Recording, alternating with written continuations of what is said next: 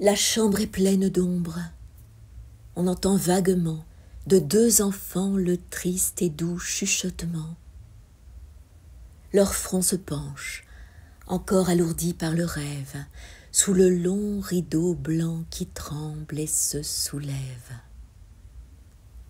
Au dehors, les oiseaux se rapprochent frileux, leur aile s'engourdit sous le ton gris des cieux, et la nouvelle année, à la suite brumeuse, laissant traîner les plis de sa robe neigeuse, sourit avec des pleurs et chante en grelottant.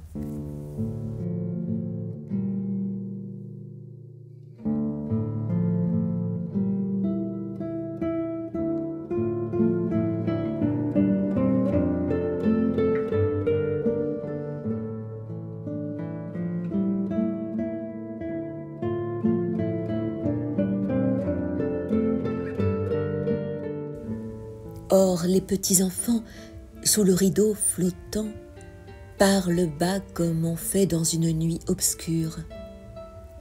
Ils écoutent, pensifs, comme un lointain murmure. Ils tressaillent souvent à la claire-voix d'or du timbre matinal qui frappe et frappe encore son refrain métallique et son globe de verre. Puis, la chambre est glacée. On voit traîner à terre, épars autour des lits, des vêtements de deuil.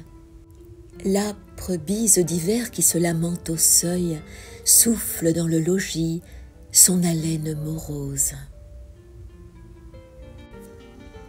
On sent dans tout cela qu'il manque quelque chose. Il n'est donc point de mère à ces petits-enfants, de mère au frais sourire, au regard triomphant. Elle a donc oublié, le soir, seule et penchée, d'exciter une flamme à la cendre arrachée, d'amonceler sur eux la laine de l'édredon avant de les quitter, en leur criant « Pardon ». Elle n'a point prévu la froideur matinale, ni bien fermé le seuil à la bise hivernale. Le rêve maternel, c'est le tiède tapis, c'est le nid cotonneux où les enfants tapis, comme de beaux oiseaux que balancent les branches, dorment leur doux sommeil, plein de visions blanches. Et là, c'est comme un nid sans plume, sans chaleur, où les petits ont froid, ne dorment pas, ont peur. Un nid que doit avoir glacé la bise amère. Votre cœur l'a compris, ces enfants sont sans mère, plus de mère au logis, et le père est bien loin. Une vieille servante alors en a pris soin. Les petits sont tout seuls en la maison glacée.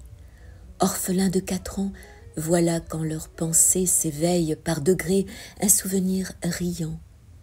C'est comme un chapelet qu'on égrène en priant. Ah, quel beau matin que ce matin des étrennes. Chacun pendant la nuit avait rêvé des siennes, dans quelque songe étrange où l'on voyait joujoux, bonbons habillés d'or, étincelants bijoux, tourbillonner, danser une danse sonore, puis fuir sous les rideaux, puis reparaître encore. On s'éveillait matin, on se levait joyeux, la lèvre affriandée en se frottant les yeux. On allait, les cheveux emmêlés sur la tête, les yeux tout rayonnants comme au grand jour de fête. Et les petits pieds nus effleurant le plancher, aux portes des parents tout doucement touchés, on entrait. Puis alors les souhaits en chemise, les baisers répétés et la gaieté permise. Ah, c'était si charmant ces mots dits tant de fois. Mais comme il est changé, le logis d'autrefois. Un grand feu pétillait, clair, dans la cheminée. Toute la vieille chambre était illuminée, et les reflets vermeils sortis du grand foyer sur les meubles vernis aimaient à tournoyer. L'armoire était sans clé la grande armoire.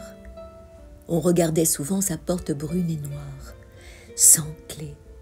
C'était étrange.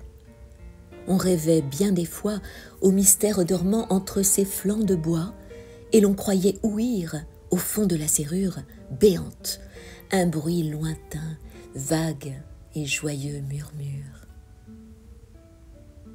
La chambre des parents est bien vide d'aujourd'hui, aucun reflet vermeil sous la porte n'a lui.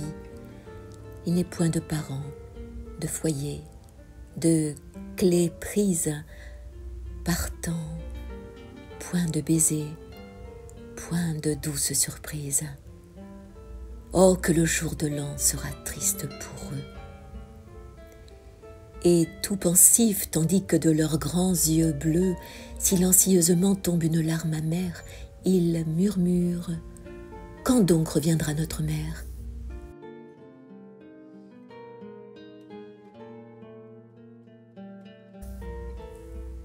Maintenant les petits sommeillent tristement.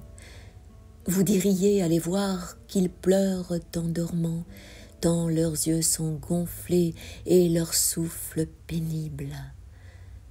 Les tout petits enfants ont le cœur si sensible. Mais l'ange des berceaux vient essuyer leurs yeux, et dans ce lourd sommeil met un rêve joyeux, un rêve si joyeux que leurs lèvres mi-closes, souriantes, semblaient murmurer quelque chose.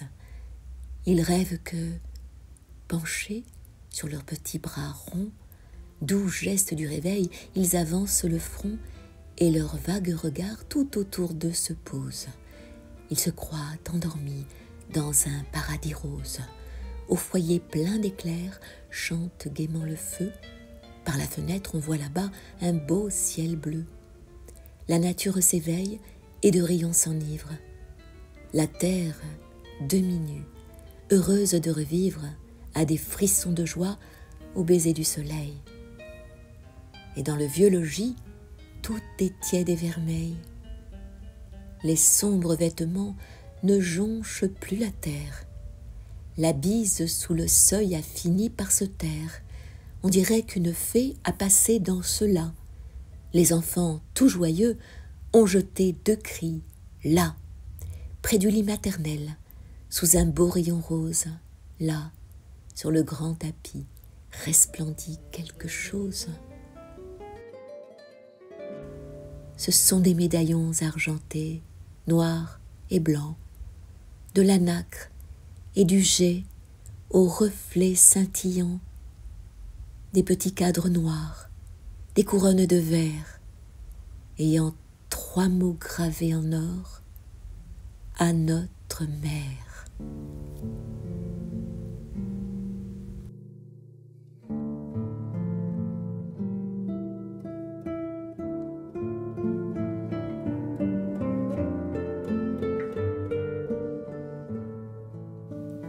La chambre est pleine d'ombre.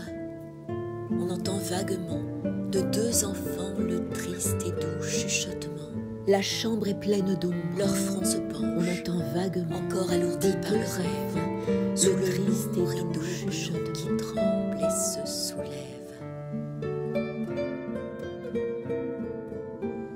Leurs fronts se penchent, encore alourdis par le rêve, sous le long rideau blanc qui tremble et se soulève. Au dehors, les oiseaux se rapprochent frileux. Au dehors, les oiseaux se rapprochent frileux.